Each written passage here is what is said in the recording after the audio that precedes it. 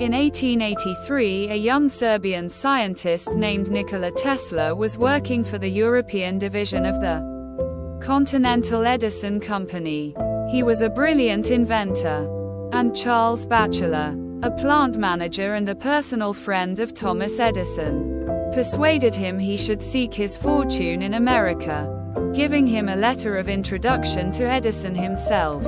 So began a life of woe and tribulation that lasted until Tesla's death. When Tesla met Edison in New York, the famous inventor hired him on the spot. Tesla worked 18-hour days, finding ways to improve the primitive Edison dynamos. Finally, he offered to redesign them completely. To Edison, this seemed a monumental task that could last years without paying off. But he told Tesla, "There's $50,000 in it for you. If you can do it." Tesla labored day and night on the project, and after only a year he produced a greatly improved version of the dynamo, complete with automatic controls. He went to Edison to break the good news and receive his $50,000. Edison was pleased with the improvement, for which he and his company would take credit.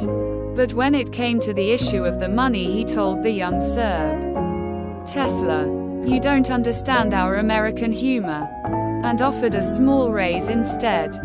Tesla's obsession was to create an alternating current system, AC, of electricity. Edison believed in the direct current system, DC, and not only refused to support Tesla's research but later did all he could to sabotage him. Tesla turned to the great Pittsburgh magnate George Westinghouse, who had started his own electricity company. Westinghouse completely funded Tesla's research and offered him a generous royalty agreement on future profits. The AC system Tesla developed is still the standard today. But after patents were filed in his name, other scientists came forward to take credit for the invention, claiming that they had laid the groundwork for him. His name was lost in the shuffle, and the public came to associate the invention with Westinghouse himself. A year later, Westinghouse was caught in a takeover bid from J. Pierpont Morgan, who made him rescind the generous royalty contract he had signed with Tesla. Westinghouse explained to the scientist that his company would not survive if it had to pay him his full royalties. He persuaded Tesla to accept a buyout of his patents for $216,000. A large sum, no doubt, but far less than the $12 million they were worth at the time. The financiers had divested Tesla of the riches, the patents, and essentially the credit for the greatest invention of his career. The name of Guglielmo Marconi is forever linked with the invention of radio. But few know that in producing his invention, he broadcast a signal across the English Channel in 1899. Marconi made use of a patent Tesla had filed in 1897, and that his work depended on Tesla's research. Once again, Tesla received no money and no credit. Tesla invented an induction motor as well as the AC power system.